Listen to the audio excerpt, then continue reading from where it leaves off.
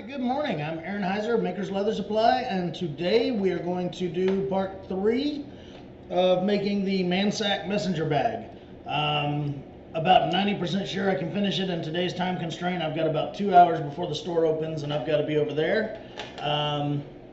Pretty sure we can do it. So, what do we got to get done next? In the last video we did some prep work by sewing on some of the extra pieces and getting things taped down that need to be taped down so that we could get ready for final assembly. And we're going to continue that right quick. We need to put I'm going to go ahead and put our D-rings and stuff on our hangers. Sorry, I'm off camera. I need to bring it down. I need to put our D-rings and stuff on our strap hangers because it's just so much easier, especially since I'm using the heavy-duty brass rivets. So much easier to do that before the bag is sewn together. After the bag is sewn together, you've got to be able to get your hammer in there and beat on that, and just easier to do it beforehand. So, what I've done is I've got a piece of kind of a dark brown, almost matches the leather that I'm using for everything else. It's like a heavy oil tan. I have some of it that's kind of thin. It's an inch wide, which is going to fit that slot right there. And I need to make a couple of pieces. Anybody that's watched my other bag videos, this is my favorite way to make a like a strap hanger or whatever. So I'm going to take and make a piece here that's probably about 2 to 2.5 inches wide, and we'll kind of check it to fit. I need to grab some D-rings.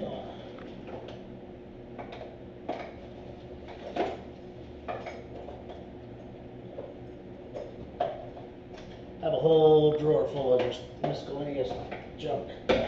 My junk drawer. Surely you all have one of those. So anyway, this looks like it's going to be about the right size. I fold it in half and shove it down here, and it goes almost to the bottom of the sew line there. So I'm going to put a D-ring in it, and I'm going to put first I'm going to measure it so I can make the other one the same length. It's actually right at about 3 inches. So I'm going to put some double-sided tape to hold it closed. Use one of the wider rolls here, just so I can just use one piece and not 2 or 3. Alright. I'll go ahead and cut 2 pieces of it because I do have 2 of these to make. Okay. So, what I do is I put my D-ring in the center, fold it over. I'll put one of these pieces of double-sided tape right here, peel the back off, stick it together, and shove it down into that. Now, that's, sewn together pretty well and everything, so I may need to open it up just a little bit. So what I'll do is I'll take my scratch-all or anything, I mean you could use a stylus or whatever, and I'm going to just stretch that area out just a little bit, all the way down to the stitch line. If you're using something sharp, make sure not to poke your stitches and accidentally cut them. And that'll help me to get this started down into here, like so. Now, if you get it about halfway in and it kind of sticks, and you just can't push it in any further, and it's like bending over and it's lost its rigidity, no problem. I take a scratch-all or a stylus, something with a point on the end. I put it up under this piece here, but I stab it a little bit into the piece that I'm pushing in there, and I force it down. Just like that, okay? And I go until the D-ring is just about at right at the opening, but I also want to make sure that it's still in there straight. Like I pushed in the center and then I pushed on this side. I need to push on that other side just a little bit to make sure that it's straight. There we go. Alright, so now I will punch my hole and set my rivet. And once that's complete, I will do the other side, but I'm going to pause the camera so once again the video doesn't get crazy long and all that stuff. I mean, if you've seen me do it once, you've seen me do it 100 times. Alright, so I punched my hole just pretty much right in the center there. Put my brass rivet on here. You can use copper rivets, you can use whatever. You can use Chicago screws right here. You can sew this down. It doesn't matter. I just love brass hardware, so brass rivets for me. Okay, put my washer over the back of the brass rivet. Trim that little string that I neglected to trim earlier. Get my setter tool out.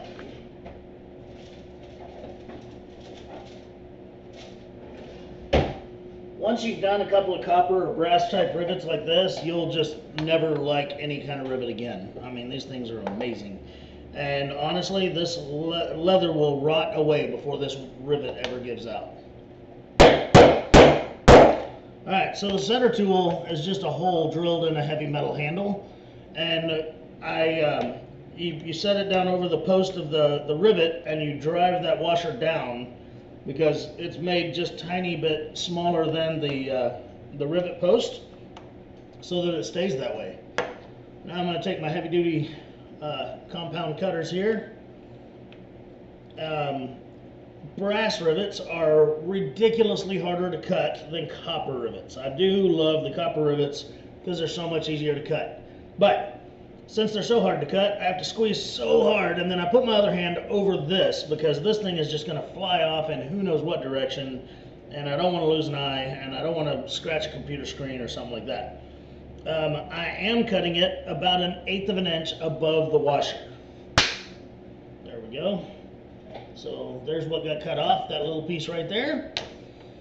Alright, there are other fancy setting tools that have like a doming shape to them to help start the doming of this rivet, but I find that I am just as good with the other end of my ball peen hammer, and it saves me a little bit of time, and I can round it over pretty well.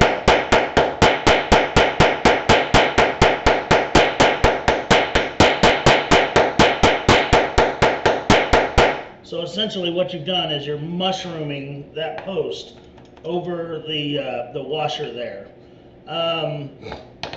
Information about these rivets: there's only one place that I can find brass rivets, okay, and that's Tandy. The ones I buy are number 9 and generally the 1/2 inch ones, but I do have some that are longer for those rare instances that I need them. But number 9 is a good size for me. I like the size and the I don't know how strong they are. I can't think of the word. So yeah, so I took my doming hammer here and mushroomed that over. Now I'm going to take my flat face and smooth it a little bit. And I want it to where if I rub my finger over it, I won't feel any kind of catch or anything on my fingerprints.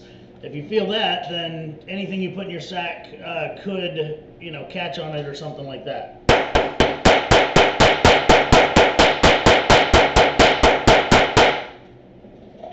Good to go. A little close-up action. There's what that looks like now. Alright, so I'm going to pause the video and I'm going to set the other side exactly the same way, and we'll be back. Alright, so there, those are now both installed. So, awesome. It is time to start putting this bag together.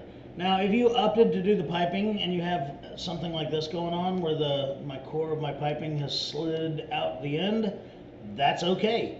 I'm actually, once that'll happen on all 4 corners, once I sew the bag in around, you know, down in the curves and all that, that'll most likely happen. And what I'm going to do is I'm going to grab that with a pair of pliers and pull really hard on it, snip it, and then let it stretch back. You know, it got stretched, so let it shrink back into the leather, and then you'll never see those plastic pieces on the end. Okay, so I've said it several times, but the piping on this bag is 100% optional. You don't have to do it. If you did do it, that's awesome. If you didn't do it, that's awesome too. But what I'm about to do to put this bag together, I need you to understand that no matter if you did the piping or not, the process is still going to be exactly the same to sew this to the front and the back of the bag. The difference is going to be that I've got a special presser foot that I'm going to put on my sewing machine that allows me to stay straight on my piping as it sews along. Other than that, everything is exactly the same, no matter if you did piping or not. So, now that I've thrown that out there. Okay, remember earlier we did center marks to find the middles of this piece, and we need to do the exact same on the front and the back of the bag, because like every other bag we make, we're going to put it together from the centers out. If we don't do that, then what's going to happen is your bag, like the front will be straight up and down like this, but then the back might be a little cockeyed off to the side. Nobody likes this, okay? Nobody wants a crooked man sack. Nobody. So, what we're gonna do is move some tools that we don't need anymore out of the way, and we're gonna start clipping this bad boy together. I'm going to start with the back. No particular reason, just going to start with the back. Okay? And then after that, I'll do the front. Okay, so these two pieces make up the front right here. And then this piece that we've already taped together makes up the back. The second one of these that I made, I actually totally forgot the front pocket on it, so I never even got finished. It's sitting over there. I can very easily finish the bag, you know, and it still look nice and everything, but it just doesn't have that front pocket, and that's boring. Okay, so I need to find my center of this piece right here, and I also have to keep in mind what's the inside and what's the outside, okay? Remember, we've got this pocket and this strip on the outside of this piece. Sorry, a little pop-up came up on my computer, and I want it gone. Alright, so yeah, this is the outside, this is the inside. So we are going to find our center, no matter if it's the outside or the inside, and just put a little mark with our marker or with a scratch awl or whatever.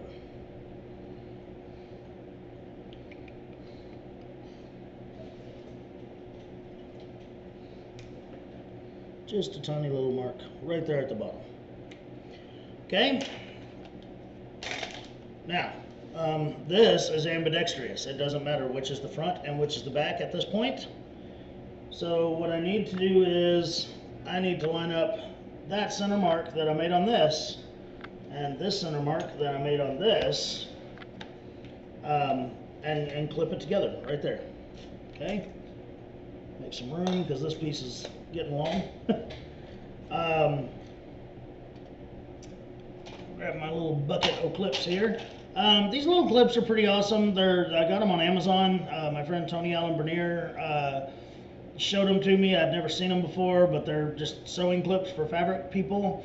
The only downside to these is if you use them on leather and you leave them there for a few days and they're kind of stretched out a lot, they're not really made for that, and they do break a lot.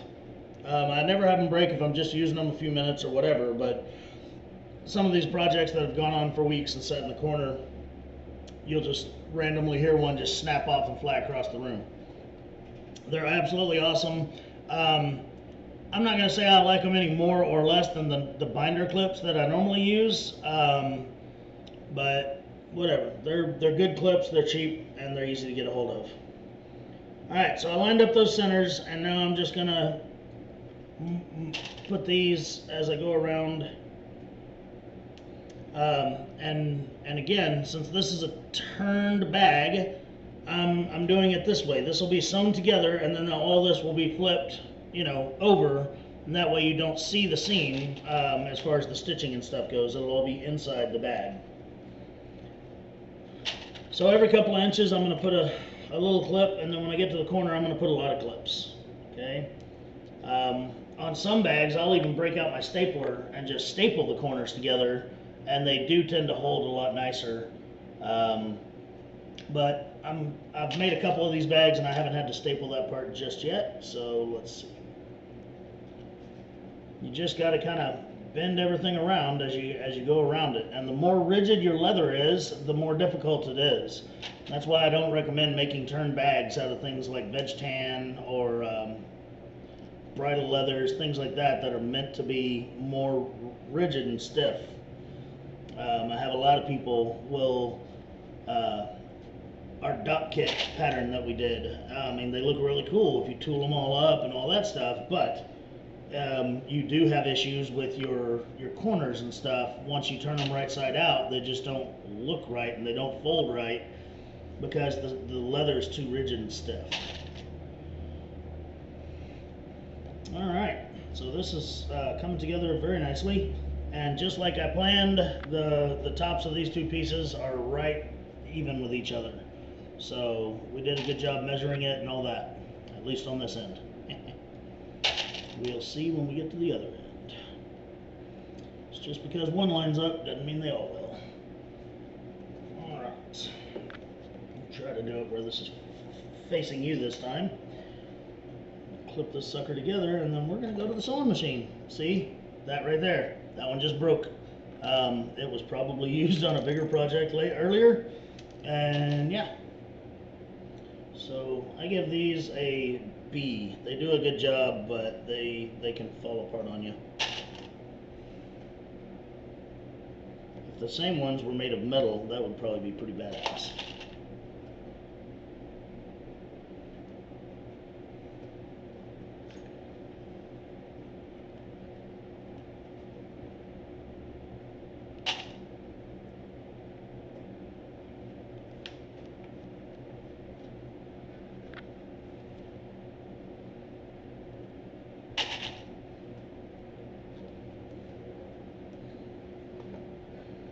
Okay, keep this down so that you can see it.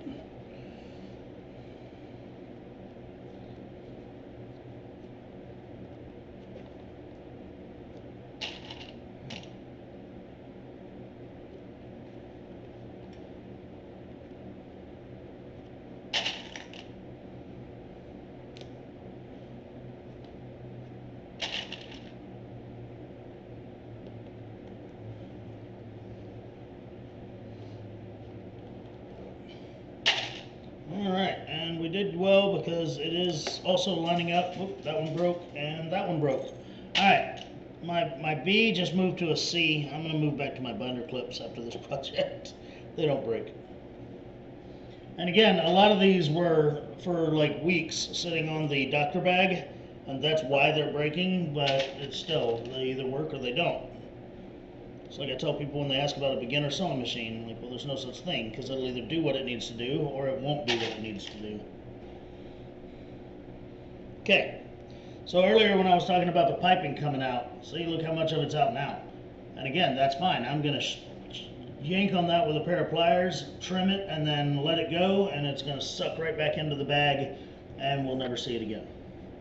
So, I'm going to pause this. I'm going to put my special foot on my sewing machine, and when I turn the video back on, we will stitch this side of the bag up. Alright, so here we are staring at our class 26, same sewing machine we've been using this whole time. I am going to check my bobbin.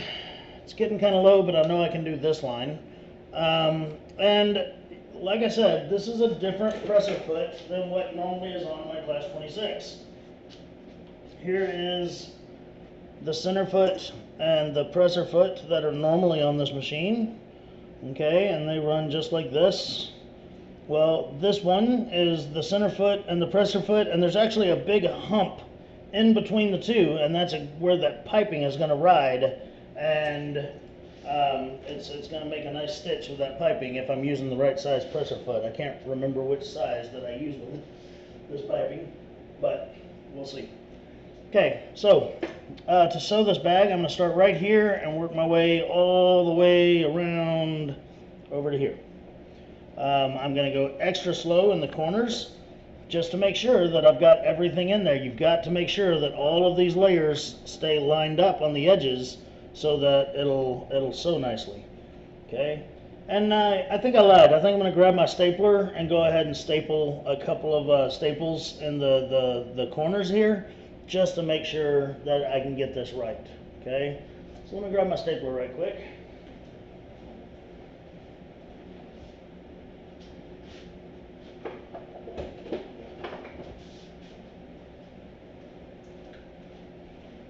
Alright, so here's my handy dandy stapler, and I'm going to staple right up in the corners here, just to make sure that those stay together when I'm sewing them. Of course, it would help if the staple actually got where it needed to be. I'm trying to make it where you can see it and not me, but apparently I need to be able to see it too. That staple didn't even go through all the layers. And it just holds it better than a clip. A clip's going to slip out, and a staple won't. There we go. That's a good staple. There's a good one. I'll do one more right over here. I'm going to move another clip. If you don't have one of these staplers, mine came from Tandy as well. I've had it for years. I love it, and I use it. I don't use it all the time, but it's great for things like this. Like really holding something together so it doesn't slip under the sewing machine. There's nothing worse on the corners, especially when you're sewing along. One of those layers slips out, and you don't even realize it until you're done. Now you got to go back and fix it.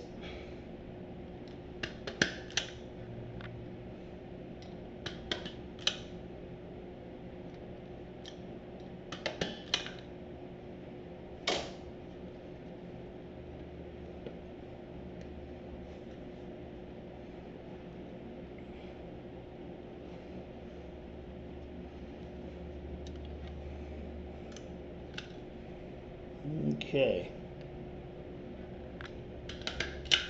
Staple it. Now let's sew it together. We have increased our chances of success by quite a bit. So, here we go. We're going to start up at the top. Again, that special presser foot's going to straddle my piping for me. And that's actually going to help a lot keeping the bag straight, because the machine's not going to let it go left or right. It's going to stay on top of that piping. So I'm going to start at the top. I am going to back stitch a couple of stitches, of course, and then we're going to run with it. After I turn the machine on. Yeah. So I'm holding my top thread here, pressing down on the reverse lever with my elbow, and here we go. I'm going to increase my stitch length once I'm done with my back stitch area here. The thicker material you shove into one of these machines, the smaller your stitch length gets, and there's just no need to have such a tiny stitch length going through all these layers. So I've increased it. It's probably going to be closer to 7 or 8 stitches per inch right now, and that's about where I like it to be. So if you look back here where my fingers are, you can see where that sew line is right up against that piping. And I mean, these feet really help. These feet are available from Leather Machine Company. They have them in all kinds of different sizes for different pipings. And this set of feet fits both my class 26 here and also my class 18 over there. And I'm pretty sure it also fits the class 20, but that's for Leather Machine Company to tell you the truth on, and I'm not very smart on these. So to tell you the truth, the first time I ever did piping, I didn't even know there was such thing as these presser feet. I did the piping all myself. I used a standard foot on the machine, and it looked fine. Don't get me wrong. This just makes it easier. I was so proud. I showed my good friend David over at Leather Machine Company. I was like, "Oh look, I did piping," and he's like, "Yeah, we have feet for that." Crap. Well, send them to me. So now I got the full set of all the sizes that they have available, even though I think this is pretty much the only size I normally use. So there we go. We went around that corner very easily because I didn't have to worry about that bottom layer slipping under because I had the staples in it. So I know it's not going to go anywhere. because I'm not torquing anything hard enough to rip a staple. Whoop, there went another clip. So yeah, I'm gonna have to go over to the store where I left all my binder clips when I moved into this office. And I'm gonna have to go steal my binder clips.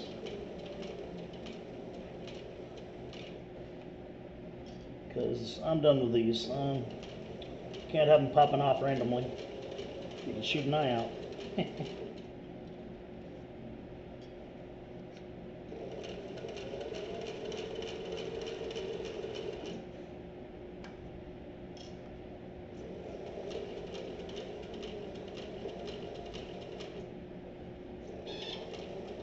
Okay, here we are coming up to another corner. And again, I'd have to go much slower than this if I wasn't, if I didn't have this stapled together. And again, also, I explained it in an earlier video, I did all my flat work on this machine because I knew that I would need this machine to do these corners and stuff here. You can do this type of stuff on the flat machine, but you have to have the bag up in the air to go around those corners. Total pain in the butt compared to a cylinder arm machine. And that's why I advise people, if you're only going to have one machine, get a cylinder arm, because there's a lot of stuff you can do to it or with it that is much more difficult with a flatbed.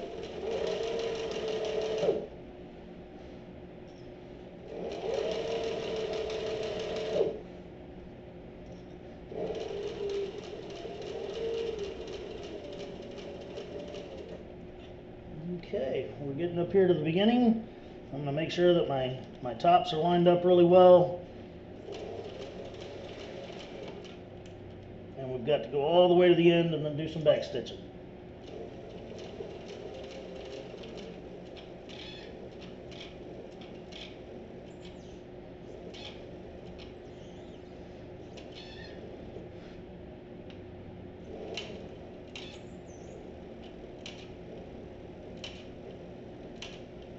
There we go. Okay, so I'm excited to see how this turned out. Again, this is the first time I've ever used this leather on a project like this. So yeah, I'm really excited to turn it right side out here and see how she looks.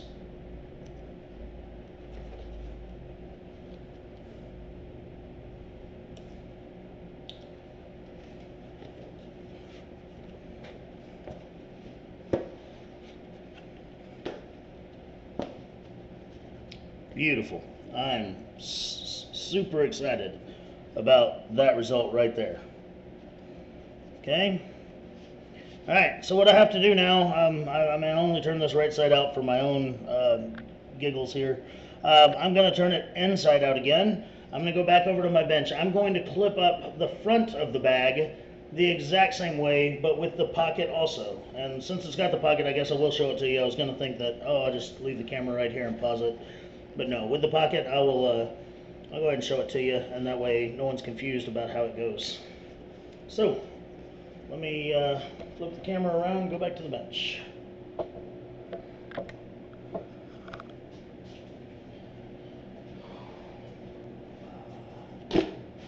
Alright, so there's what we did, here's what we gotta do.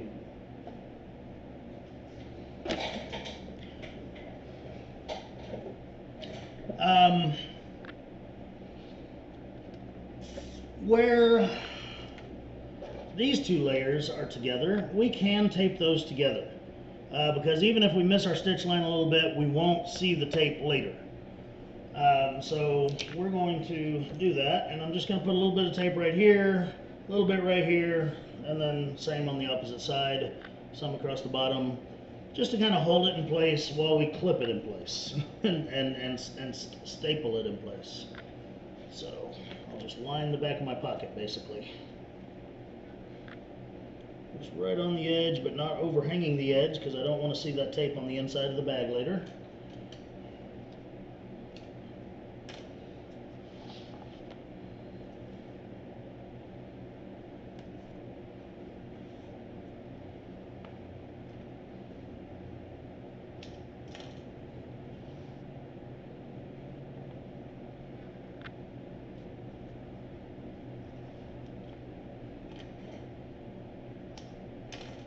Okay.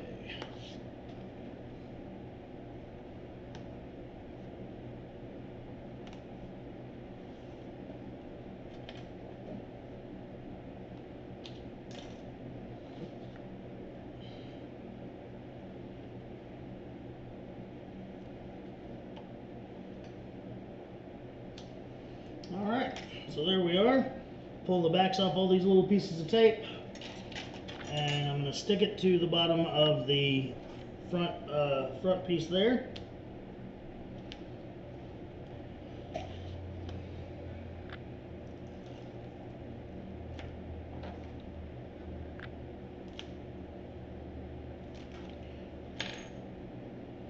Okay, I'll line up my bottom corners here.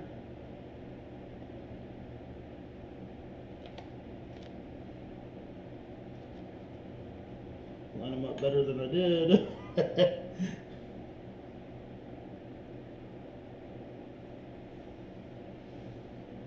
Press it together. As usual, I don't press anything together until I know that it's lined up everywhere, and that way it'll be nice and straight on the project. Alright, so now I'm going to clip this thing together just like I did before. There's not really a reason to make you watch 20 more minutes of me clipping something together, so I am going to pause the camera. When I come back, we'll be back over there at the sewing machine, and we're going to sew this front piece on just like we did the back piece.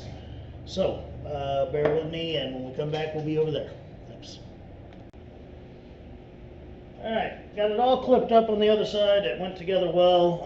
All the edges matched up fine.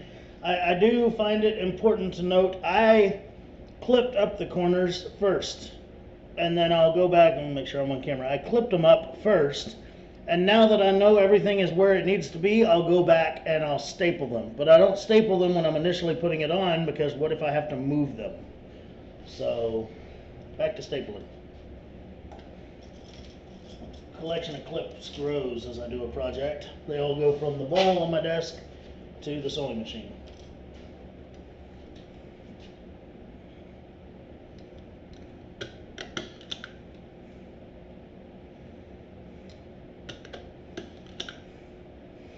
And when I'm done with all this, I'm going to take these staples out with a screwdriver. I'll just pull them out, and that way they're not on the inside of my bag forever, catching on stuff that I put in there, scratching up the laptop that I'll have in here, stuff like that.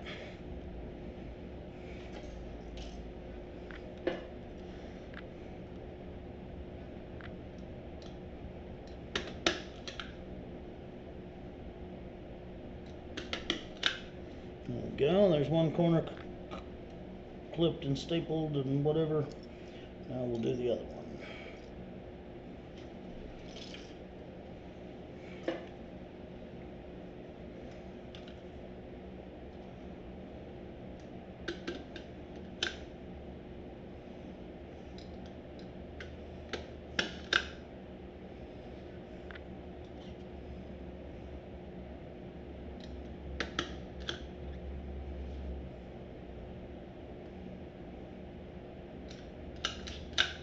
And I'm out of staples. I don't think I have any more over here, so I'm just going to have to be really careful as I complete that corner there. So I will find my box of staples at the shop later. Alright, here we go. We're going to sew it together the same way we did the other side. I'm not using my edge guide. I possibly would be if I wasn't doing the piping thing, but the piping, again, holds it all straight.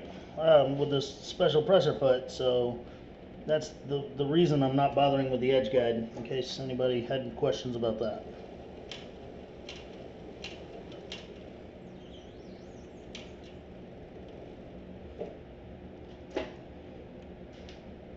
Yeah, that's far enough back. Alright. Now, as I sew this, I try to hold this end like back here where my hand is. I try to hold that straight out so that if it goes down or up or anything, it's going to cause all those layers to move and not stay flat with each other. So if I just hold it straight out here, then it's going to help a lot with my stitch line.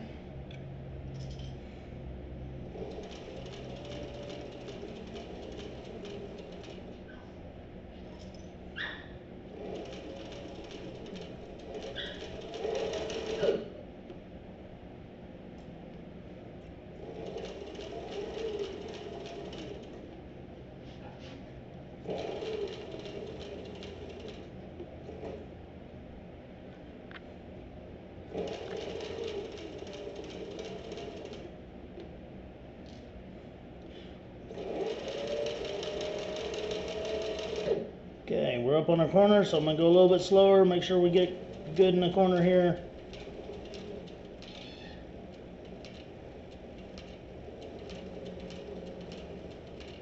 And I'm just rotating the bag as it feeds through that corner there.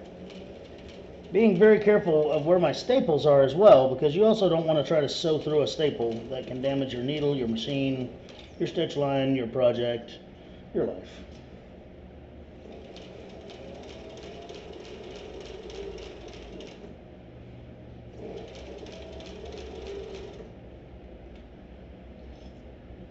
Alright, so we're going to sew across the bottom here.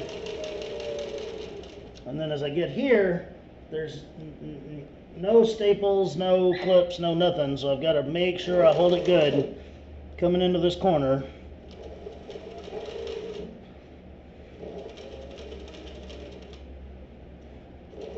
And hopefully I got all the layers. If not, we're going to have to go back to that area. And I hate doing that because it could expose stitch holes. Like if we have to clip the stitching out, cut the stitching out, and then re-stitch it, we have to be very careful so that we don't have holes on the outside of our bag where the old stitching was and we cut it out. So it's always, on a turned project, it's always a fun task having to re-stitch a seam because of that reason.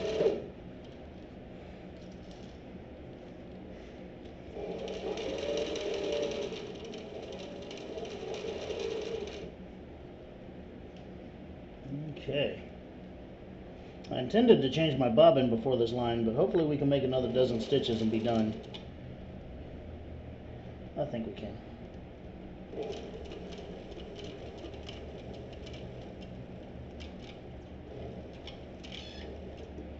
Yep. Now we'll back stitch. Okay. There we go. I'll pull the project out, and I'm going to show you what I do to inspect all the areas that we just sewed to make sure that we're good. So, I know that the top is good because I could see it the entire time here. But what about on the inside? You're always going to have areas like that right there where you're like, oh crap, did I get all those layers or not? Because that pushed in, that staple wasn't holding this last layer very well, and so it pushed in right there.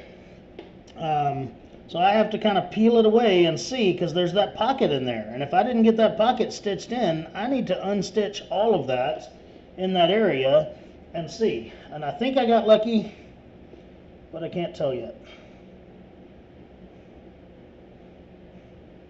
Alright, looks like we got extremely lucky, but I won't know until I pull a couple of those staples out too. But that's what, again, that's the hardest part of doing a turn bag is, you know, making sure that all the layers that got when you sew it in. There we go. Pull that staple out so I can see where that transition from the light to the dark leather, if that got sewn into the seam, then I'm good to go. And it looks like it did, so I think we're safe. So we're going to go back over to the desk. I'm going to pull all these staples out, and we're going to turn the bag right side out, because the rest of this looks like it was sewn really well.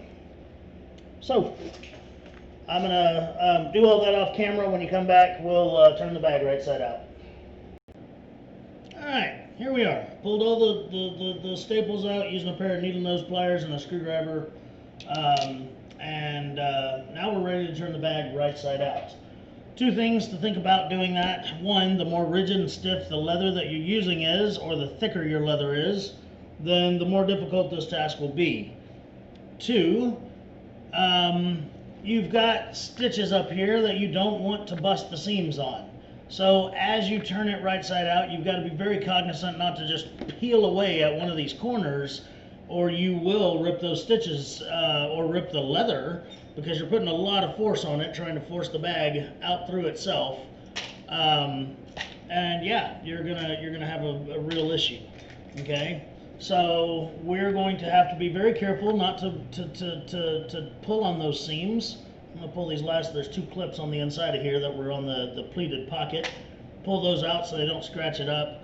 A lot of the time I'll take off my ring, even though it's fairly smooth. I'll take it off to turn the bag right side out because I don't want to scratch up my leather, you know, especially if I was using a waxy tan or something like that that could be prone to scratching.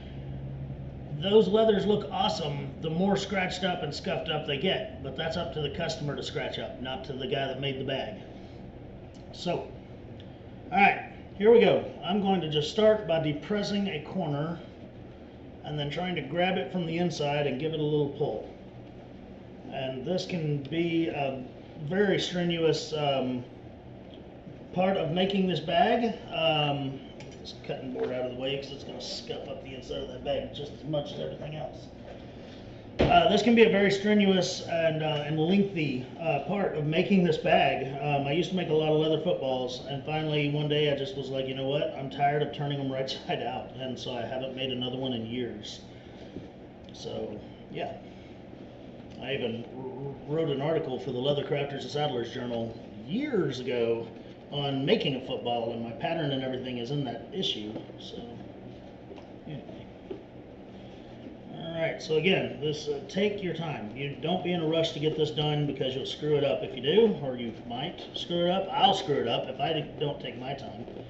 So yeah, and then just work your way, you know, work one side, then work the other side, and then when one side doesn't want to move anymore, you go back to another area, and after 2 to 3 days and lots of cussing and maybe some shows on Netflix, you'll have it done.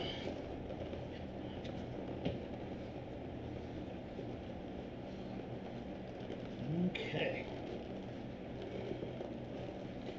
Alright, that side's about as far as it's going to go right this second, so I'll go back and work on this side some.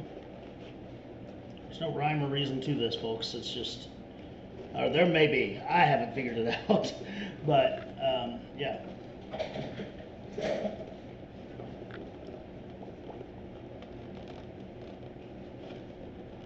And I'm very cognizant of my fingernails on the inside too. I don't want them scratching up all the leather, which I don't have too much fingernail. I'm a chewer, so there's what we're looking at so far.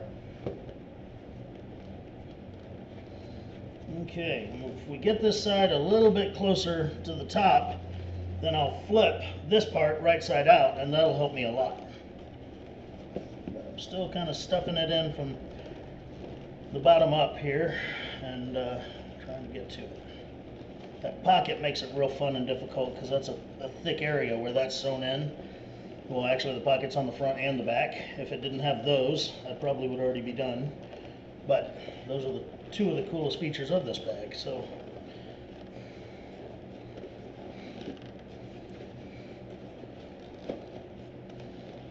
okay. So I'm going to go ahead and flip this side over once again, making sure not to put a bunch of pressure on those corners. And then all of a sudden it just starts to pop out for you, and that's a great thing.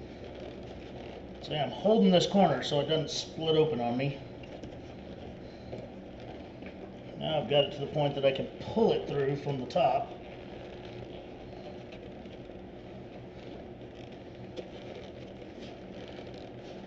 If I take too much longer on this though, I won't be able to finish the entire bag in this video because I've got to go to work.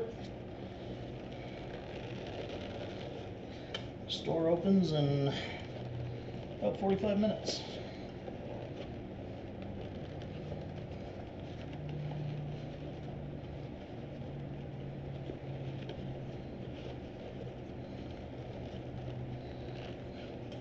We're getting there, folks. It's sometimes it's every millimeter at a time, you know.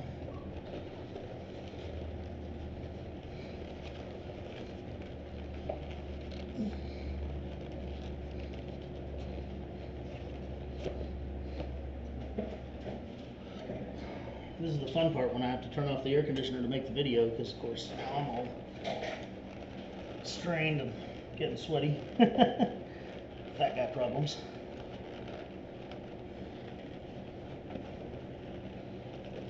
There we go. We're almost there now. There. Not that last little pop. Alright. So we need to kind of mold it how it needs to be. Take and fold my corners how they ought to be on it. Stuff like that.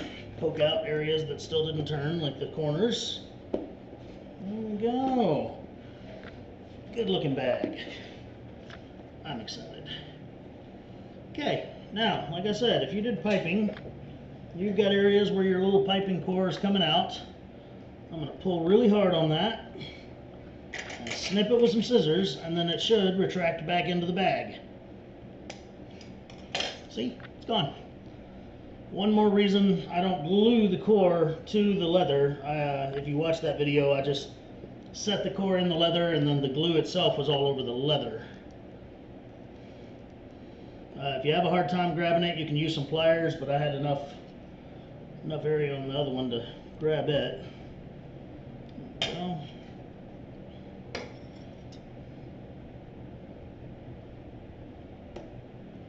There we go.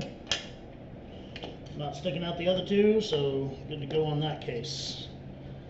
Alright, now, the last thing we'll do in this video, well, no, we're going to try to finish this bad boy. Put my ring back on before Janie Sue catches me. Now, we've got our flap. The flap needs to go on the bag.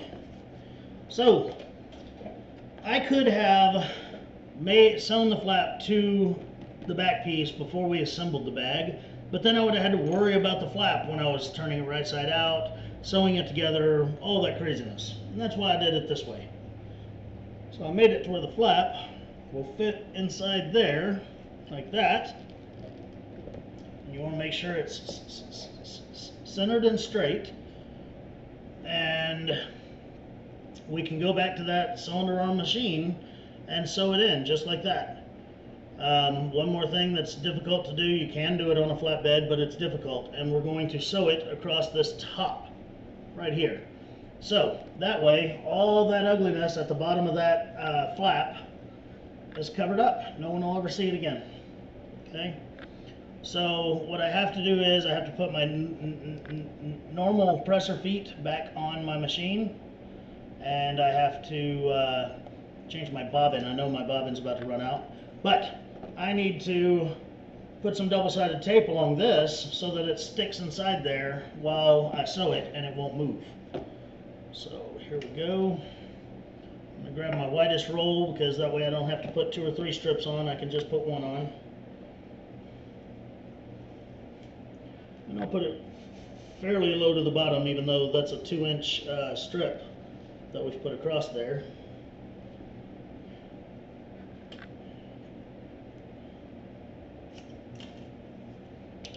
Okay.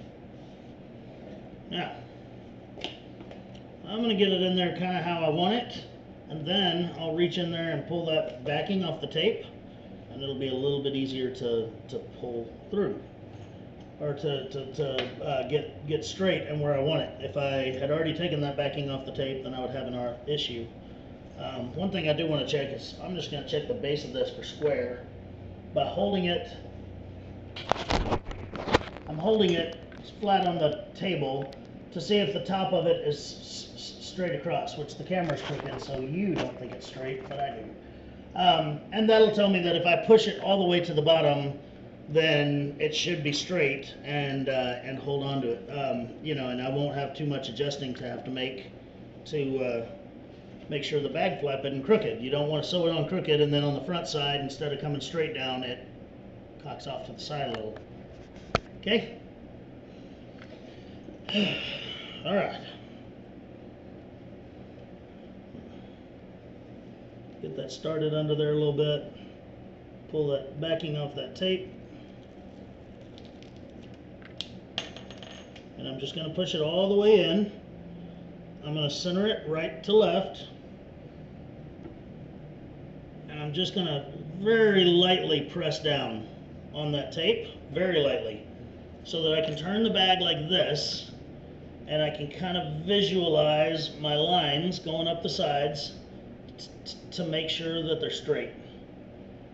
And I'm happy with it, so I'm going to go ahead and press that sucker down real good. Again, I've got to change my presser foot on my machine back to my standard presser foot that you're used to me using.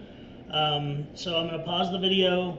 I'll do that. When we come back, I'll be over at the machine with this, and we'll sew across that top line right there. Okay, got my pressure foot back on.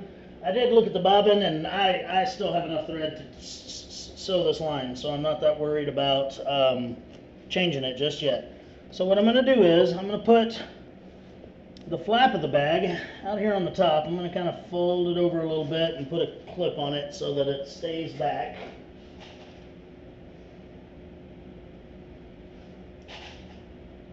Alright. Alright, so I folded it back and put a clip on it, and I'm going to put the bag itself over the cylinder arm down here, like it's in, the machine is in the opening of the bag. And come all the way back here, and I'm going to sew right across the top of this. First I'll back stitch a little bit, and then sew all the way across the top and back stitch it again. I'm not using an edge guide. I'll use my center foot as my edge guide and just keep it kind of right on the edge of the flap. So here we go. Oh, I need to shorten my stitch length again because I lengthened it for that real thick gusset. Alright, here we go. Back stitches and now forward stitches. And I'm just going to run straight across this. Once again, I'm going to hold it out here as nice and straight as I can, because that'll ensure that all those layers are lining up well for me.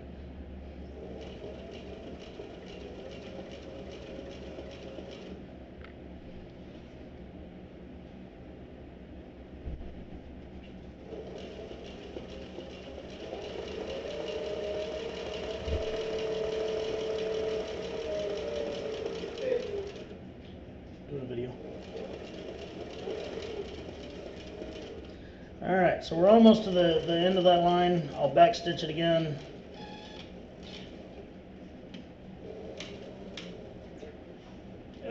Need to give it a little assist there. There we go. Alright, so there we are. Next thing we're going to talk about is the straps and handles. And so when I come back in a minute, that's where we'll be.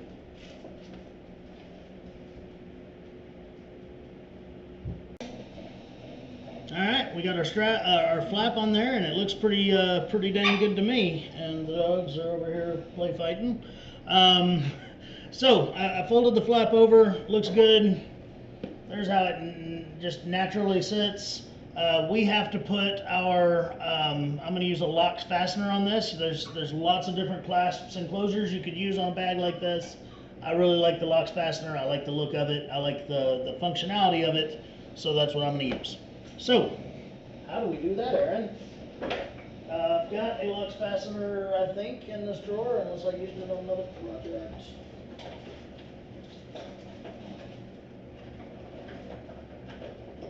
Alright, I think I have to walk across the street. I could have sworn I had one, but I think I used it on a different project. So, I'm going to have to walk across the street and grab one, and I'll be back. Okay, went and got me a LOXX Fastener. I'm using that antique brass because this solid brass hardware, as it gets tarnished and stuff, it'll look just like it. And I don't have any shiny brass ones of these, just the antiques. So, LOXX fasteners, one of the reasons I love them is because they're so easy to install. They're extremely permanent as far as they're not just going to fall off. And yeah, they look really professional too. So, the first thing I have to do is put it on the lid here where I want it, on the flap. So a LOXX fastener requires a 3/8 inch hole to be punched. Okay, so on the lid, the strap here, the what's it called, the stripe down the middle of it is right about 2 7/8 of an inch wide. So I'm going to use my centering ruler here and get this sucker in the middle and grab my 3/8 inch hole punch. Figure out which one it is. There it is. Alright. Bring up the cutting board. going to push my chair in so my chair can hold the bag while I punch the hole. Recenter that right quick, and I don't know, I'm putting it like 1.5 inches maybe from the bottom. No real measurement there, just kind of where I think it looks right.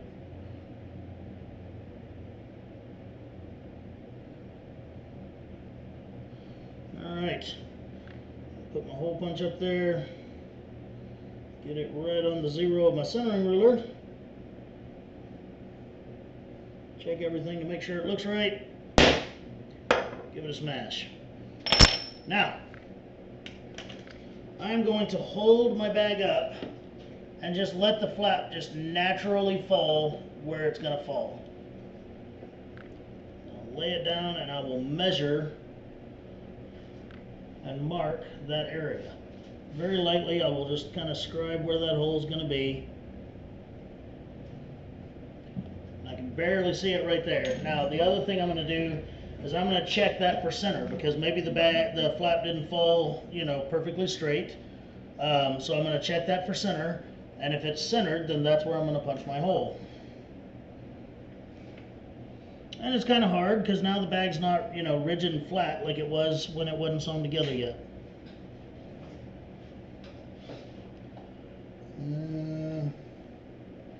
That definitely looks centered enough as far as right to left, but on the pleat, not so much. So I'm going to kind of split the difference there, because I want it to, I'll notice that it's not centered on the pleat. I won't notice so much that it's not centered right to left. So what that tells me is part of my pleat is a little bit longer than the other part, and it is what it is. So I need to make my hole over here just a tiny bit instead of where it was there. What I'm going to do is I use this for almost everything, every project I find a use for it, but it's just a piece of Tandy's rubber poundo board glued to a very, very thick, heavy-duty piece of leather. I've had this piece for 15, 20 years probably. I'm going to put it inside the pocket so that I can punch that hole without damaging the other parts of the bag that are inside.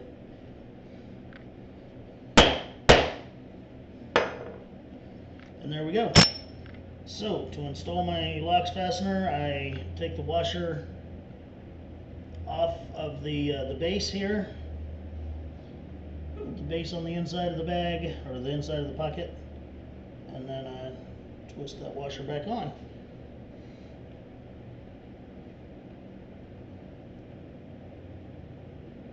Almost there. There we go. Alright, and then we have a little key that puts these LOXX fasteners on and tightens them down for you. You don't have to use the key, but it sure does make it easier to use, this little 50-cent key, than to try to grab that thing with pliers or something like that and force it tight. And it just screws down until it's good and tight. Okay, so there's it is on the base. Now we'll move back to the flap. Again, I'm going to unscrew the washer off of it. These have the little logo on them, it says LOXX, and since this is the outside of the bag, I'm going to make sure that that LOXX is perfectly at the bottom, like a brand name, and not just off to the side and wumper-jawed. And then I'm just going to put my washer here on the inside of it, and use the exact same key to twist it tight.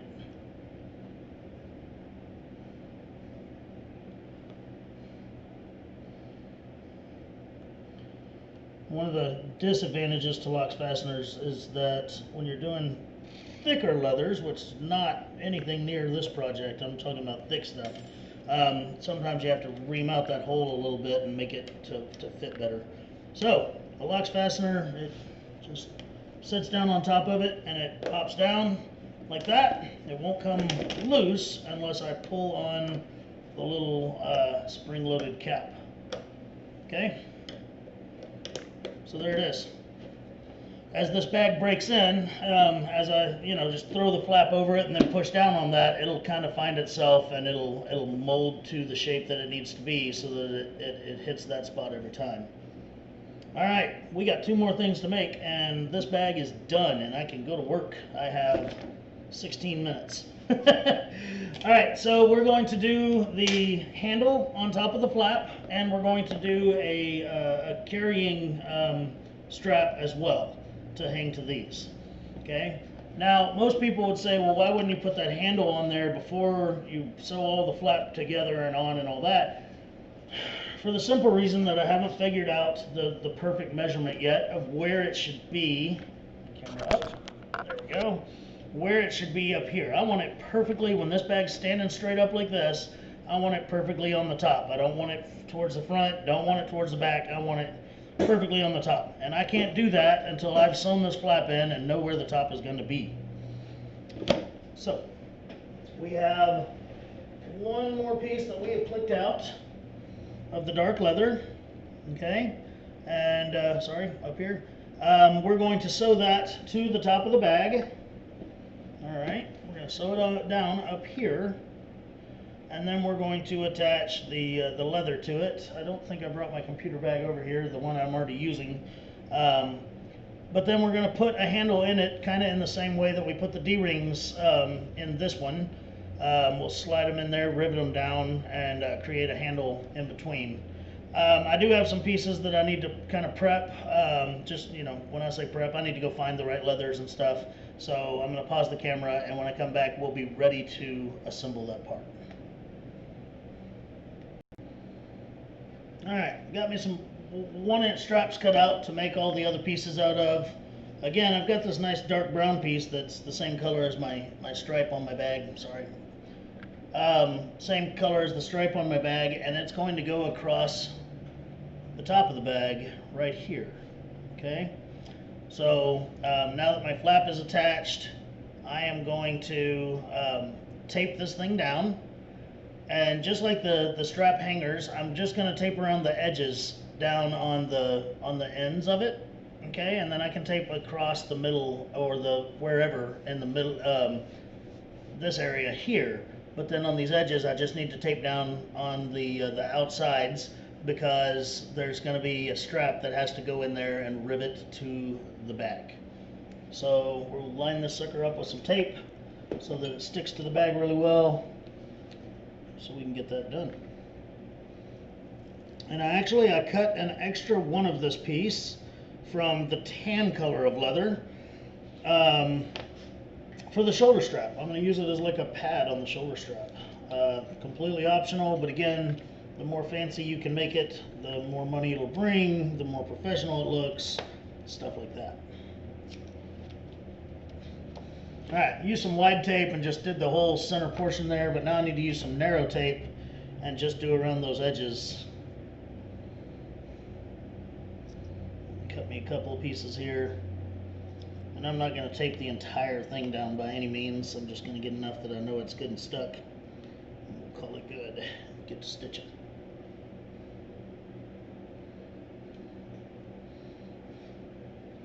That's all I'm going to do right there. Alright, so I'm going to hold this up, and I'm going to make sure that it's not crumpled together like that. I need it to look like it's got stuff in it. As a matter of fact, I'll just take my water bottle and put it in it. And that'll help to hold its shape while I do this. Okay, got my LOXX Fastener there.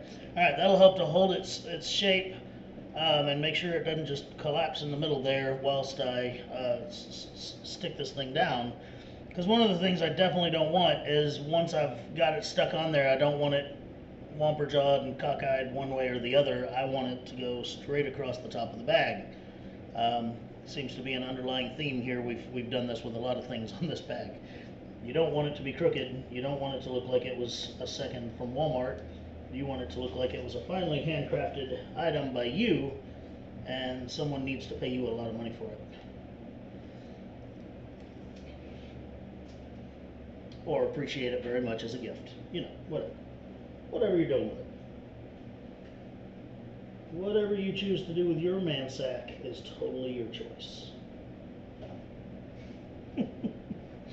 Some people love the name, some people hate the name. Meh. Alright, so I have just carefully placed that up there. looks pretty straight, but one of the ways I can measure it is I can measure it from this back piece up once I lay the bag flat. So I'm just going to kind of prematurely press that down just a little bit, just so it doesn't fall off while I open the bag up. Take my bottle out, lay it flat. And I think it's going to be a little crooked. Just a little, not a lot, just a little. Use my grid ruler here, that'll tell me. Sure enough, about 1/8 of an inch off. So I'm going to just pull one side up, move it back just a little bit, stick it back down.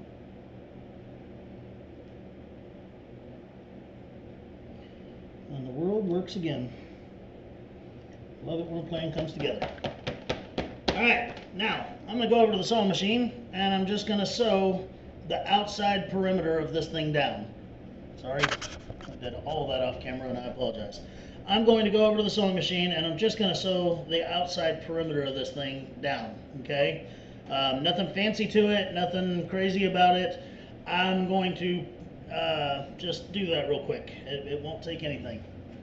I will change my bobbin first. I still haven't changed it, and I know throughout the last like 5 seams I've said I was going to change it, and this time I know I need to.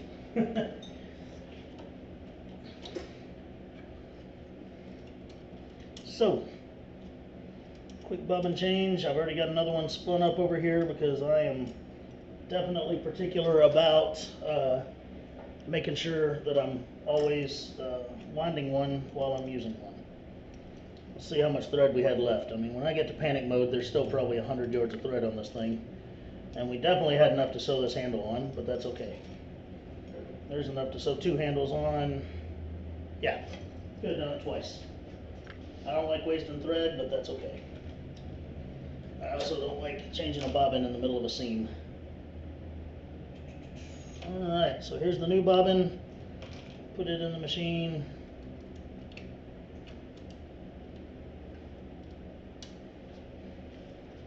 The old bobbin over here. Get it ready to wind up again.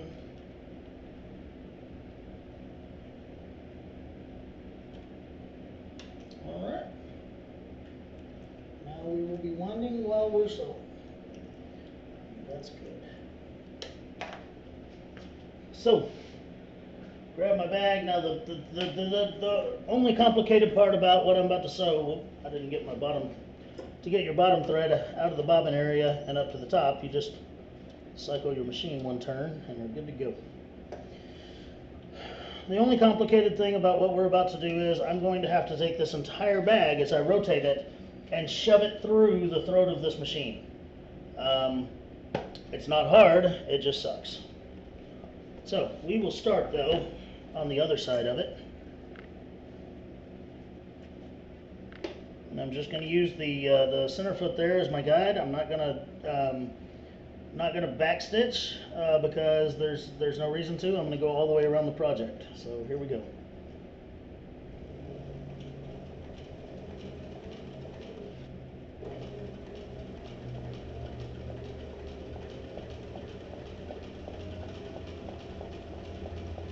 I could very easily just rivet the handle directly to the top of the bag, but there's not any like finesse in that, you know, like adding this little piece right here just makes it prettier and more finished looking. And once again, the more little details, the nicer your finished project is, the more money you can charge for it, or the more special it makes it for whoever you're giving it to.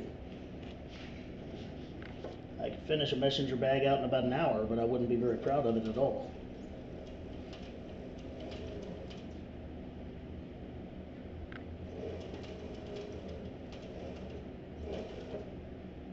Trying to stop the machine with the needle down so I can do my turn. There we go. Alright, now, I'm going to, the easiest way that I know to do this is I'm going to basically fold the bag right here and shove the bulk of it through that back end while making sure that my stitch remains constant up here. So it'll take a little bit of finessing, a little bit of working, but I'll get it in there. Just move the dang thing. There we go.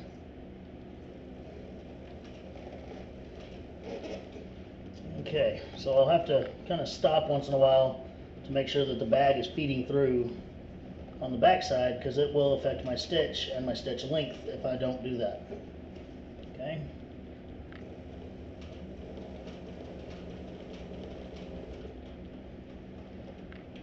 Sew a little, then put the back through.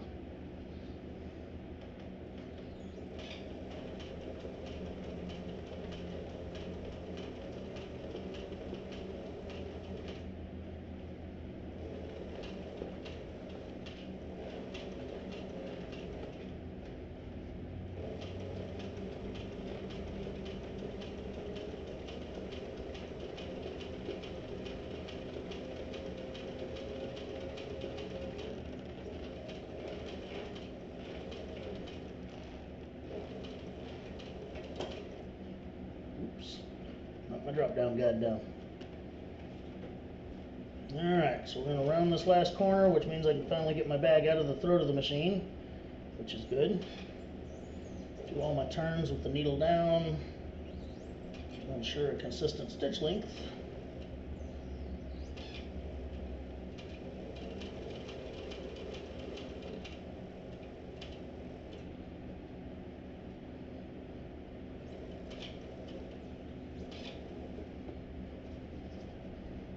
Go. Back to the home stretch. We'll just get it right back to those first stitches and overstitch them, and we'll be done with this little piece.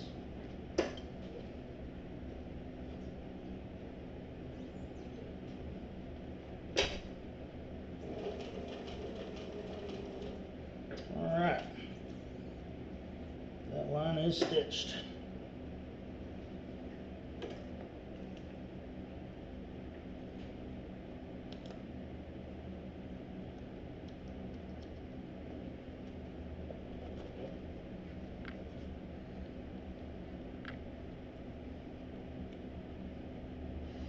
Okay, so back to the desk, and we're going to put a handle on this, but we're going to do a little bit of special stuff on that handle too, because we like doing special stuff.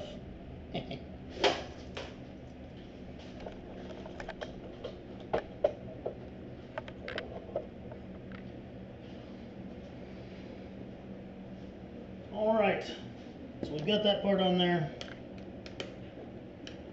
Put the LOXX fastener, close it. Set the bag aside for a moment.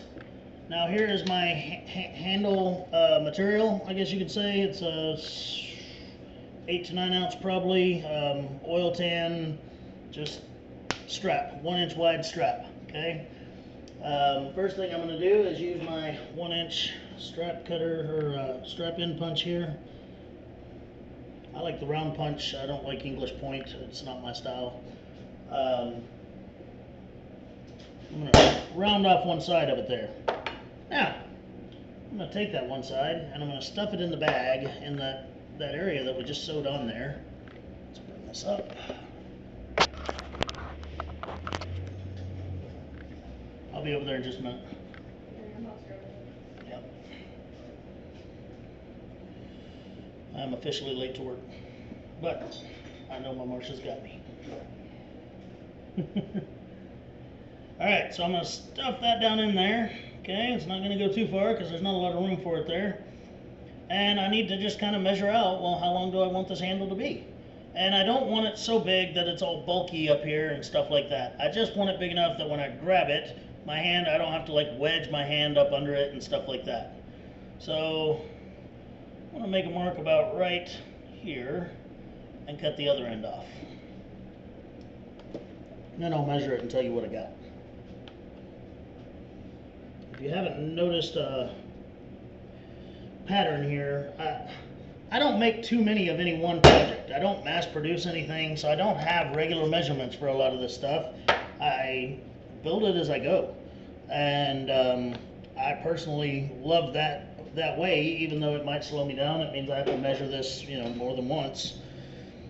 But anyway, there's nothing wrong with it in my eyes. That is 9 3/8 of an inch long. Now, I told you we're going to do something fancy, so we are.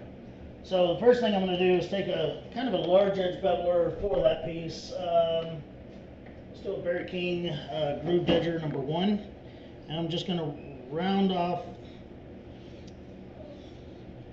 front and back of the whole thing, just like that.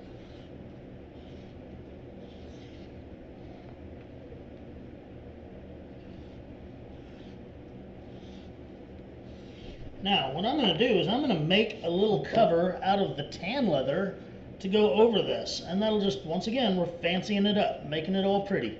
We can make it basic and plain if we want, but you don't need a YouTube video to show you how to do that. So I've got some of the tan leather that the body of the bag is built out of, and I'm going to cut out a piece that wraps around that. Alright, so there's that big old piece of leather right there, but I need to know how big to make it. So the first thing I'm going to do is grab it with my fist, measure my hand with the measuring side. Let's say 5 inches long. Now the next thing I got to do is figure out what the circumference going around this plus a stitch line would be. Okay, so 5 inches long by, let's make it 3 inches wide, and we can always trim it later. Okay.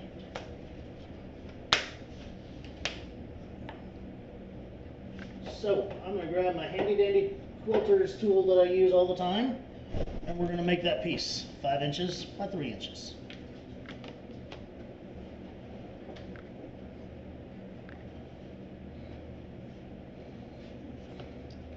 Got me a nice area of this scrap. I've cut a couple of bags out of this piece of leather already, so just got to figure out a good place to do it. And what I'm going to do is I'm just going to cut a big piece off and get this hide out of my way, and then I can cut it down to what I need it to be and not have to be fighting this giant piece of leather on my desk here. I was about to say my little desk, but I know somebody's going to get mad at me because we all started on a real little desk. You know, all craftsmen start out probably in the corner of their living room, and having their spouse or significant other remind them that they're constantly taking up more and more space with their hobby, stuff like that. We've all been there. All right, so the 3 inches by 5 inches. Tell you what, let me square off this end because I want to cut it down to 5 inches first, and then I'll cut it down to 3 inches. That way I've still got another piece over here in case I need to make it more than 3 inches. If that makes sense.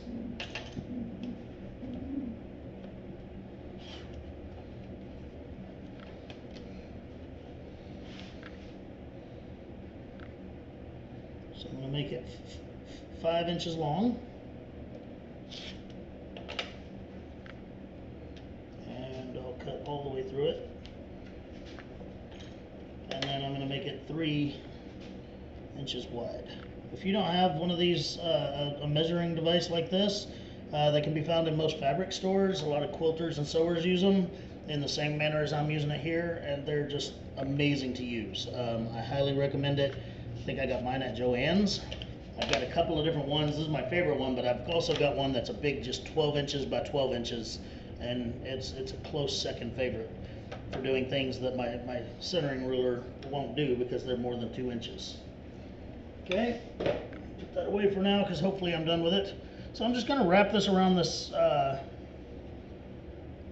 handle, and if it wraps around and I know I can get me a little stitch line right out there on the very edge, I'm going to do it.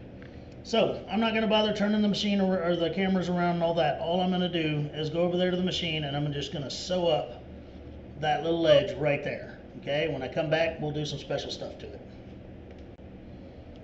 Okay, so I sewed that little piece together. Now I got to check to make sure that this will fit through it. It actually fits quite nicely. It's a little bit looser actually than I expected it to be. That's okay. But before I stuff that in there, I'm just going to use a tiny little 00 Barry King edger on it and round it off a little bit so it's more comfortable in the hand.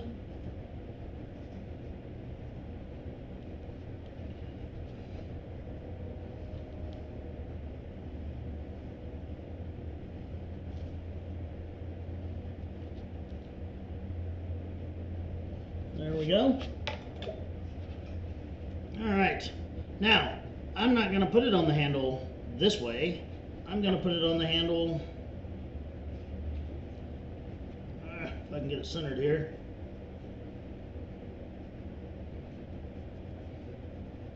I'm going to put it on here this way. So I just slide it on. If it gets difficult, this one I'm actually going to be able to get all the way on, but I was hoping I could show you my little trick.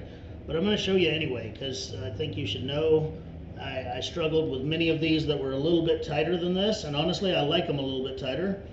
What I did was I would just poke a tiny little hole in the end of this, because it's going to be up under the that piece that we sewed on top of the bag anyway.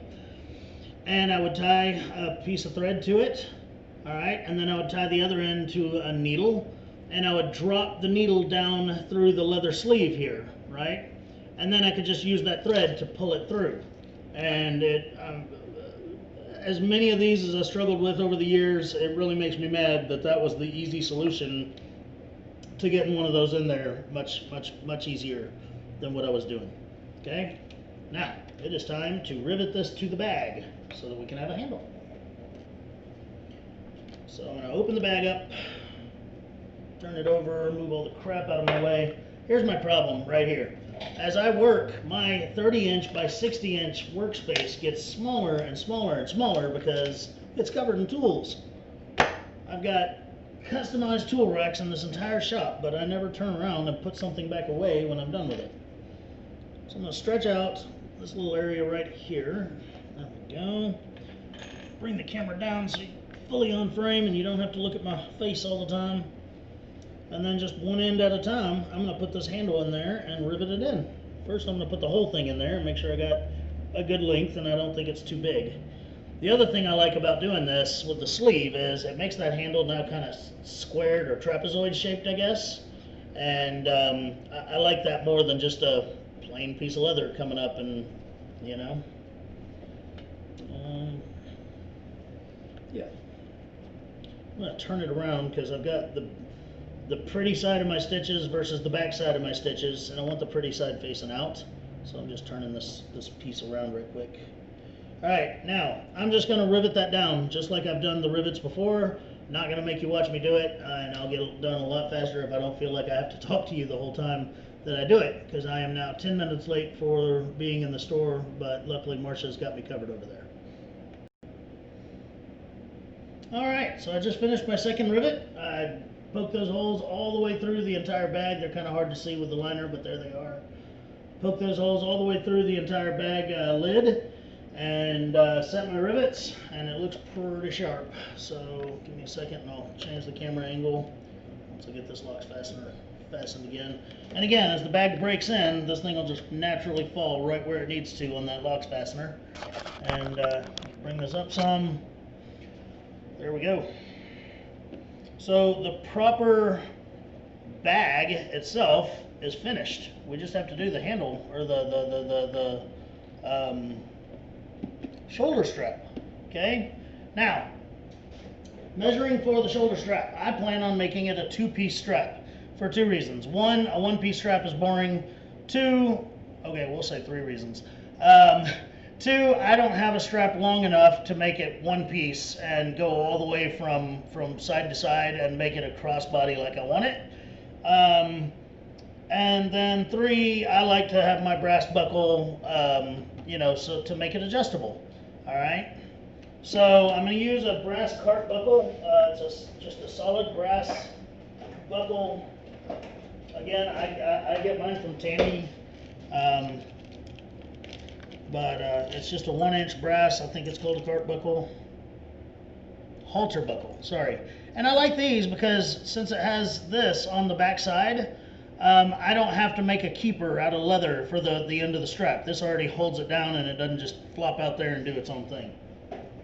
Okay, so I imagine when I have this bag, I want it to set about right here. Reason being, and the other reason I'm going to make it a crossbody is because we're already going to have a hard time justifying that this is not a man purse. So, also known as a merce. So anyway, I'm going to make it a crossbody because if I just carried it over one shoulder, it would definitely be a merce. But I also want it to where, you know, here I've got my zippered pocket back here that holds my Glock. And so if it sets about right here, I can reach, grab what I need, and do what I need. Okay? Yes, I'm one of those people. Sorry. So anyway, yeah, so I'm going to take my tape measure here, and I'm going to unroll a bunch of it. I'm going to wrap 1/2 of it around one of these D-rings, and I'm going to put one of my silly little sewing clips that keep breaking on me on it. Okay? I'll take that thing, throw it up over my shoulder here, take the bag where I want it to set, and measure the other side. We're sitting at 56 inches, okay? Granted, mine's going to be much larger than some, maybe even smaller than some others, but mine's sitting at 56 inches. So between those two straps, I need to have 56 inches at my middle hole, and then I'll have some holes where I can make it bigger, some holes where I can make it smaller, and that's what adjustable is all about. Okay? So I'm going to start with one end, and I'm going to use my snap hooks where it connects to the bag instead of just riveting it straight to the bag. These are all solid brass, so they're going to age beautifully with the bag. Okay. I will use my 1-inch. You know what? This one was cut on a different date with a different strap cutter. I know that these are 1-inch because I cut them today. 1-inch wide strap, about 9 ounces. Okay. So the first thing I'll do is one end of it. I'm going to use my round punch. I'll wrap it around one of these snaps where the snap is facing the unfinished side of the strap. Okay. I'm going to punch a hole. I'm going to set a rivet. Now when I'm punching a hole in something really thick like this, I mean this is 18 ounces put together, I will punch it through all the way through one side, but then only partially through the back side, and then I'll unfold it. Whoop, apparently I went all the way through. The reason I was explaining what I was explaining though is because the bevel on your punch can make that hole really big after you've gone all the way through. My intention was to just go through half and leave it enough to make a mark on the back side of this. Then I would just start here and continue my punch, and then I wouldn't have that giant stretched out hole. But it didn't work out that way, did it? Sometimes the plan does not come together. All right, you can go ahead and edge these straps before you do all this, and you know, honestly, I probably should, so I'll just go ahead and do that right quick.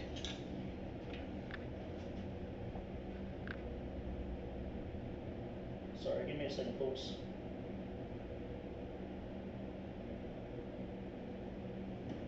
Okay. With Marsha over there running the store, I gotta check my phone if it goes off because I gotta know if she needs some help. All right, now this side is not gonna be there very long because it's gonna be the part that has the buckle on it. I want the buckle in front of my body.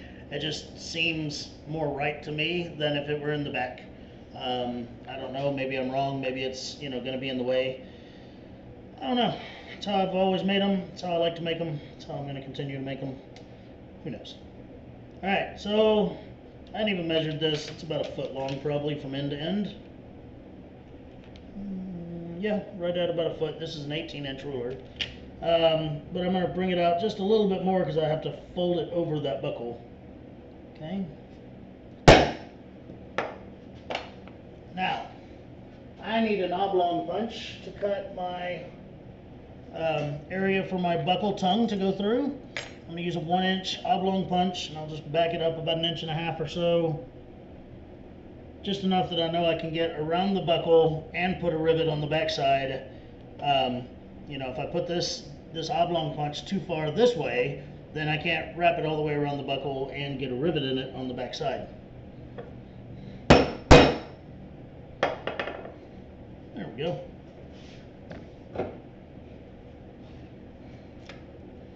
So I'm going to put it through. With these buckles, you can always tell which side is right because there's how the tongue wraps around, okay? So I want to put it through with the tongue facing up, of course. All right, I'll wrap that over and around. And I dang near didn't leave enough room. That 1-inch one really, I need to expand it just a little bit. The length of it is what it is. I should have used about 1 1/4 inches, but that's fine. I will still use the 1-inch because 1 1/4 inches one's wider. And I'm just going to back it up 1/4 inch. Give it another hit, and it still looks like one big hole. So, go through all that again. Put the buckle through, making sure it's going the right way. There we go. Alright, so now I'm going to punch another rivet hole right here, and I'm going to set 2 rivets. And I'm not going to make you watch me do it. It's the same rivets as I used with everything else.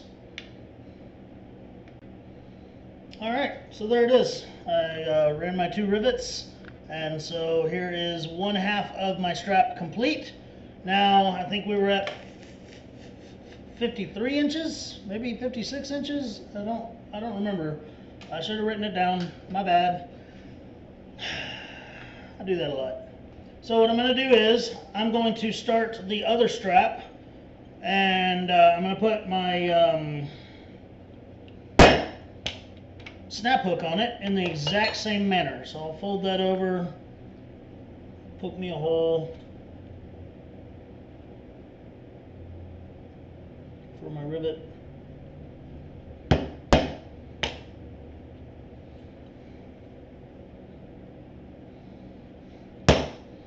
There we go. That one actually worked out well, so I didn't have to stretch the hole out with the bevel of the punch. Alright, so again, gonna just set a rivet real quick. Alright, and I'm just gonna do this one without talking, and that way you can see that it can go much faster than when I'm trying to explain everything.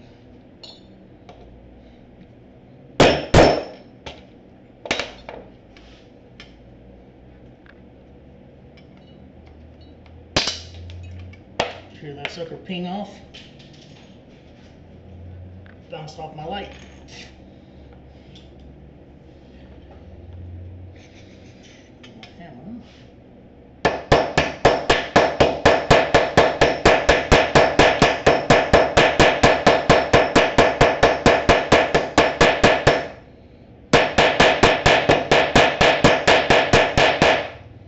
There we go.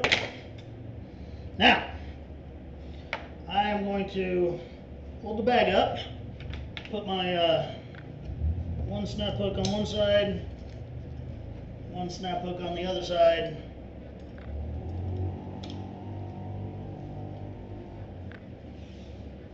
Run that sucker up over my shoulder there. Since I forgot my measurement, I'm just doing it with the bag. Alright, so there it is. That right there is going to be my middle hole. I don't know what length it is. I'll measure it when I'm done, see how close I got to what I think I remember my original measurement to be. Alright, now I'm going to use a hole punch to punch that one hole. And I'm not, even though the tongue of that buckle is pretty large, I'm not using a very large hole punch. Reason being is because I don't want the buckle to accidentally, like if I take the bag off and set it down, I don't want the buckle to work itself loose. I want it, that tongue to be tight in that hole right there, and then that won't happen, okay? Now, this is a shoulder strap, not a belt, so I'm going to set my holes pretty far apart compared to what I would on a belt, all right? So I'm going to set them, let's say, 1.5 inches apart, okay?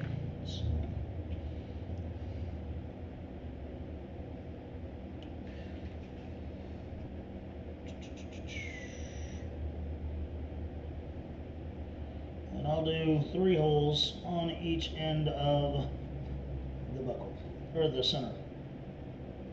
Might be too many, might not be enough. I don't know. We'll know once we get there.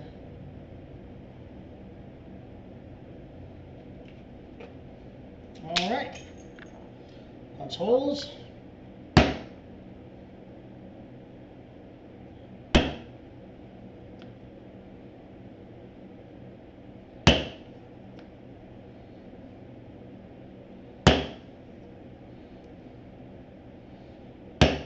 have not cut the end of my strap off just yet. I got something I want to do first.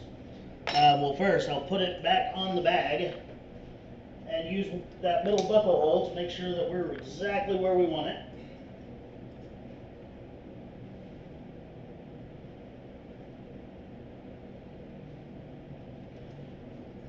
Okay, so there it is. And then, like I said, that's why I use this kind of buckle. I don't have to have a keeper. The buckle is the keeper. All right, I put the bag on. The buckle's nice and out of my way. The strap's not excessively long already, but I'm still going to cut it down. All right, and I think it's pretty bad A.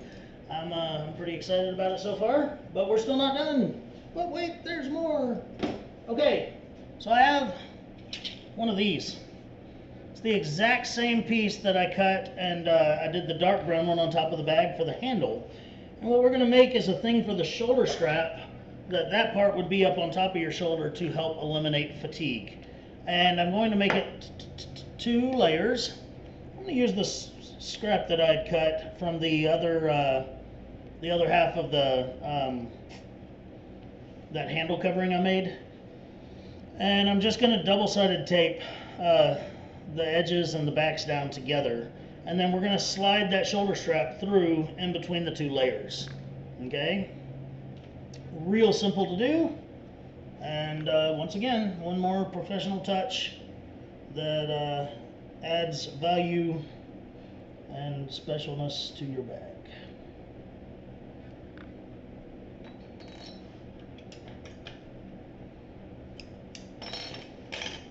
And I probably will get to show you my little needle trick on this one, because I think it will be a lot harder to push that handle or that shoulder strap through this. So that's another reason I hadn't clipped the end of that the end of the strap yet, is because I think I'm going to have to punch a hole in it and then I'll shorten it after that. Alright, so I'm just sticking this down to this, like that right there. I'm going to go over to my sewing machine and just stitch a line all the way around it, around the perimeter of it, and that's that. That's all I'm doing to it over there, so I don't feel the need to make you move the camera and all that stuff again. I'll be right back. Alright, so that thing is stitched. Alright, I just stitched around the outside edge of it. I'll take my lighter here and give it a little burn. I didn't cut those very closely. And of course I scorched my leather. Damn it. Alright, so once again, it's my bag. I don't care. Alright, so now I'm going to take my rotary cutter here and I'm just going to trim that lining piece, that bottom piece, to match the top piece. I've got to get a new cutting board. That thing's getting so many deep nicks and scars in it that it's actually making it difficult to cut stuff on. I've had this cutting board about 15 years. I thought about taking it home and putting it through my wood planer. I bet that would help resurface it.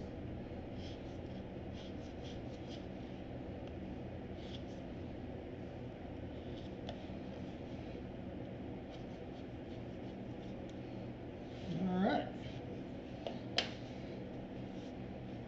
Put this in the trash can so it's not in the way. Do the other side here.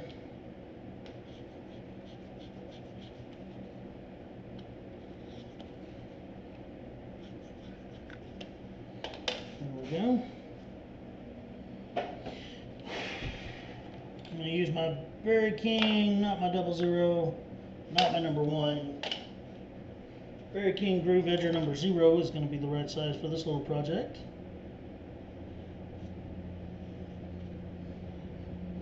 Took some of that scarring away that I just did with my lighter.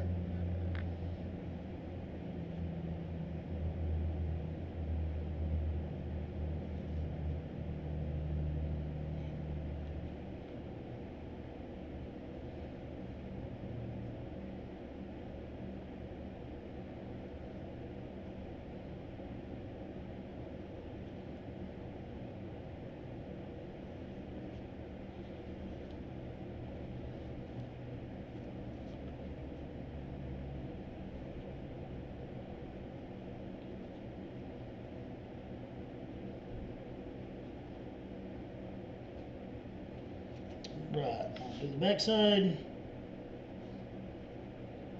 This leather is a real weird leather to edge. It's almost as rigid as veg tan, but not quite. So it does like to kind of try to fold under your edger a little bit if you're not careful. It's just a strange leather, but man, is it awesome. It's really pretty. I love the natural look of it. I absolutely love that it's waterproof. Yeah, cool stuff.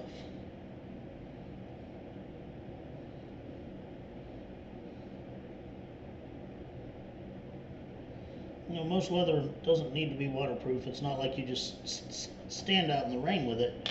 But, you know, like oil tans and stuff like that, they get some water spots on them and they could stay there forever.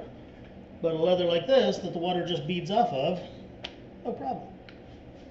Alright, I'm going to pull this strap back off my bag, the long one. And we're going to put it through that piece that we just made.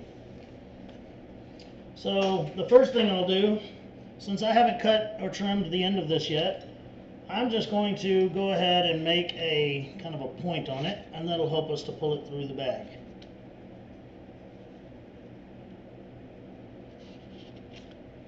Doesn't need to be aesthetically pleasing, it needs to be functional. I'm going to push it through, and I'd be willing to bet, whoop, first I need to edge this entire strap. I apologize. So I'm going to use the number 1.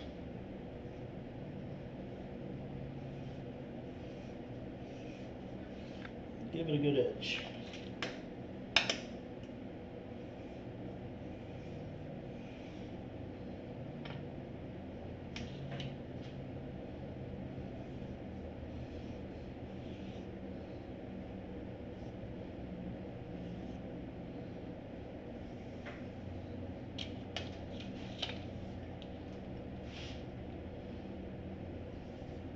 Both sides.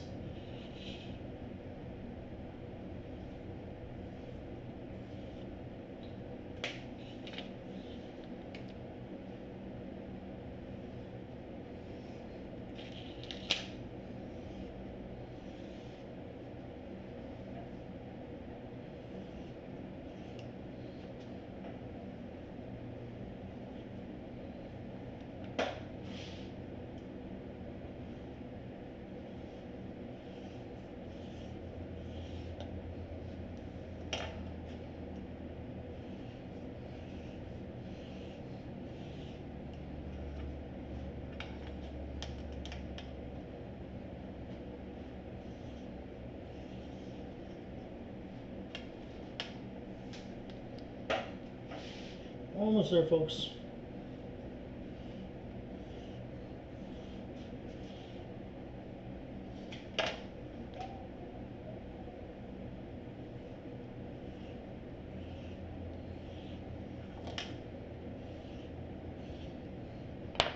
Okay. Now, put that through here.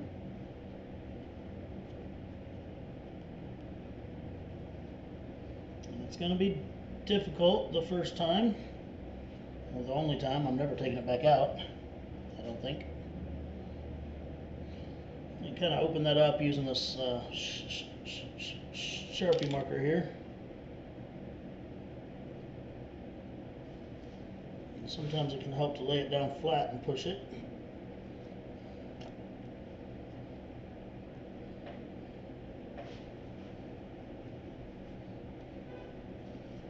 Getting closer every second, but it's also getting more difficult every second. There we go. There's the other end of it. I'm going to grab it with my pliers, pull it through. I think. Alright. And again, I want this to be kind of rigid too. I don't want it to be all loose on the strap, because then it's just going to slide everywhere. I want it to kind of stay in the right place all the time. So, now that I've done that, I'm going to take my round end punch, create my round end down here. And there we have it, folks. The moment of truth. So attach that back to my bag.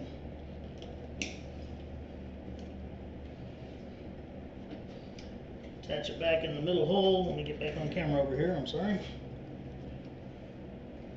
The middle of 7 holes is the 4th hole. And there we go. So, here we have the Mansack messenger bag. I'm going to put the shoulder pad right in the middle here. There we go. Now, works great, looks great, even on my big old self. There it is. The Mansack messenger bag. We are complete. I appreciate y'all listening to me babble for the last many hours of making this. Hopefully we've all learned something. And you know, a lot of the things that we learn aren't just applicable to this bag, but to help you to design some of your own things and or customize these to your liking, to your pleasure, and that way you know, your stuff is your stuff and you can be super proud of it and make your mark with your customers and in your area. And you know, everybody, I know my goal was always that, you know, when you saw something, you'd be like, oh man, I bet Aaron made that, you know. And so that's kind of where I'm still at.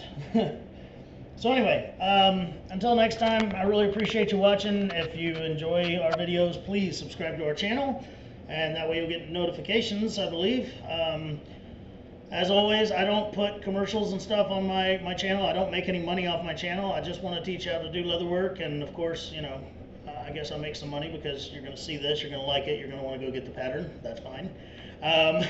So anyway, I appreciate you watching, and hope everybody has a great and safe day. And until next time, I'm Aaron Heiser of Makers Leather Supply, and keep on making it with Makers.